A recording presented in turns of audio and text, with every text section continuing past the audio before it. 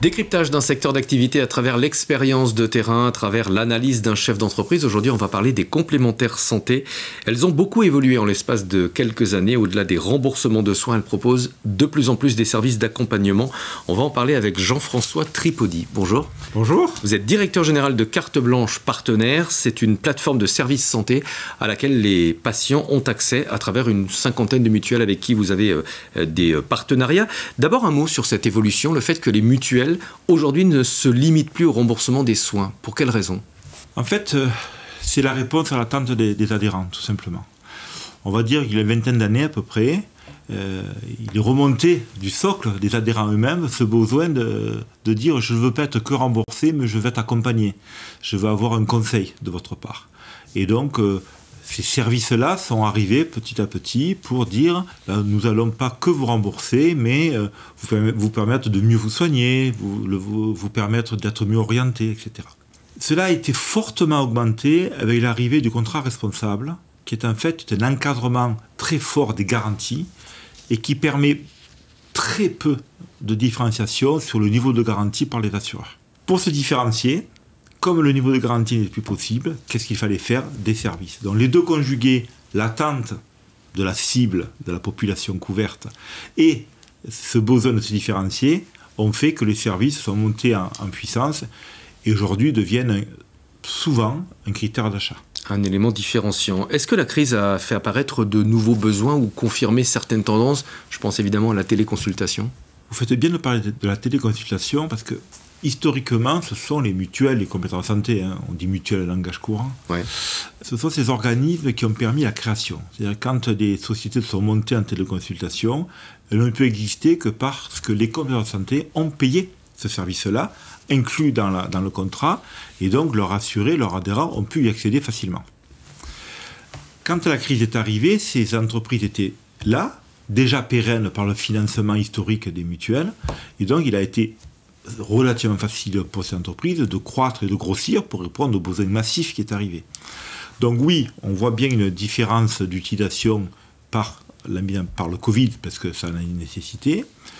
En revanche, on a pu noter que le gouvernement a voulu mettre en place un financement par la sécurité sociale, alors qu'aujourd'hui c'était les mutuelles qui payaient au premier euro. Je pense qu'assez rapidement, on va revenir à un circuit normal, c'est-à-dire une téléconsultation, c'est une consultation, le régime obligatoire paye une partie, la mutuelle en paye une autre partie, et on est dans un parcours de soins et pas uniquement dans une téléconsultation comme ça sur un coup flash. Et nous, c'est ce que nous faisons. Nous mettons en œuvre là au 1er janvier ce qu'on appelle la télésanté et pas la téléconsultation, c'est-à-dire aider lors de la téléconsultation, parce que des fois c'est pas facile de faire tout seul, selon la personne, et aider après la téléconsultation par des prises de rendez-vous, des portages de médicaments, rendez-vous avec un infirmier ou un kiné. Est-ce que tous ces services d'accompagnement, c'est pas aussi une façon de faire de la prévention ? C'est une façon de faire la prévention, en sachant que la prévention, il y a plusieurs niveaux. Bien sûr que quand on est dans le soin, il y a un intérêt à se soigner le mieux, souvent le plus vite possible, je pense à la prise de rendez-vous, mais il y a aussi la prévention qu'on va plutôt appeler primaire, souvent de diagnostic, de détection. Par exemple au niveau dentaire ? En dentaire, on pourrait parler par exemple de ce que nous faisons en entreprise, parce que c'est le lieu le plus favorable pour rencontrer de la population massivement.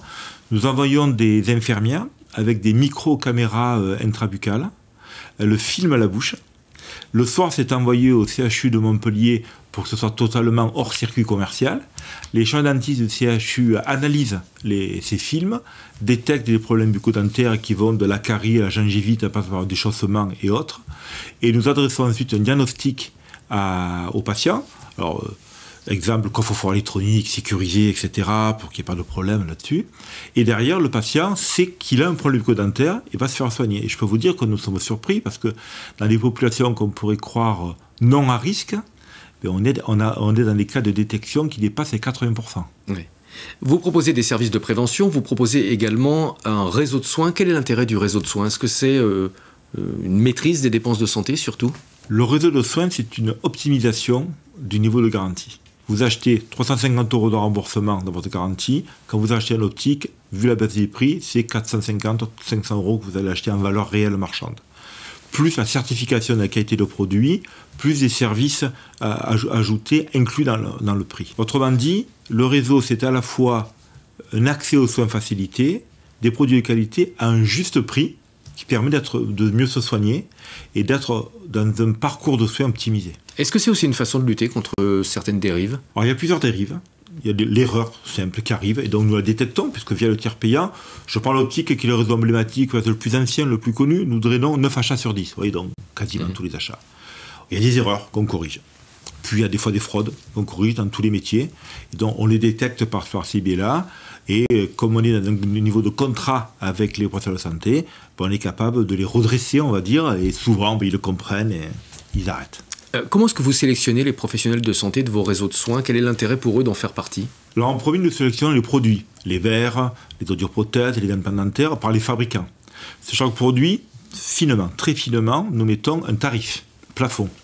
Et ensuite, on dit aux opticiens, aux orthoprothésistes, aux dentistes, ben voilà, si vous voulez être chez nous, vous devez pratiquer ce tarif plafond, des engagements de service inclus, et à partir de là, nous allons conseiller, mais conseiller, ce n'est pas une obligation, à nous assurer d'aller chez vous. Et donc, nous amenons de la patientèle, tout simplement. Ces services d'accompagnement fonctionnent beaucoup sur le digital, c'est essentiel. Comment est-ce que vous protégez les données de santé? Nous sommes, comme on dit, full HDS. C'est-à-dire que le RGPD, le fameux règlement européen qui gère les données de santé, nous l'appliquons en natif depuis des années, bien avant qu'il existe, nous appliquons le principe. Les données sont hébergées chez DocaPost, qui est le leader français de ce type d'hébergement. Français, j'insiste, tout ce que nous faisons est en France. On ne fait aucun développement informatique, aucun hébergement n'est fait à l'étranger. Les données sont hyper sécurisées et le digital permet d'avoir un accès facile aux services. Je vous donne un exemple très rapide. Vous sortez d'un opticien ou d'un dentiste avec un devis, vous ne savez pas comment le lire, vous ne comprenez pas, vous le prenez en photo avec votre téléphone, vous l'envoyez, en 3 minutes on vous a répondu en vous disant voilà ce devis qu'on analyse et voilà surtout les autres possibles qui existeraient d'achat avec votre moyen au niveau de la garantie. C'est vrai que c'est parfois très compliqué à interpréter. Au final, est-ce que vous avez l'impression que tous ces services complémentaires, ils améliorent l'image des mutuelles auprès de leurs clients? Ils améliorent et ils différencient. C'est-à-dire qu'ils permettent à la mutuelle de se différencier de son concurrent par la mise en avant de services divers et variés. Et c'est, comme je le disais tout à l'heure, un des moyens justement de capter l'attention ou de fidéliser un assuré. Parce qu'aujourd'hui, très concrètement, quand un assuré utilise un de nos services, il est satisfait et donc il est fidélisé dans la mutuelle qui lui a apporté ce service. Merci beaucoup Jean-François Tripodi d'avoir partagé votre expérience et votre analyse. Directeur général de Carte Blanche Partenaire. À bientôt pour un nouveau décryptage.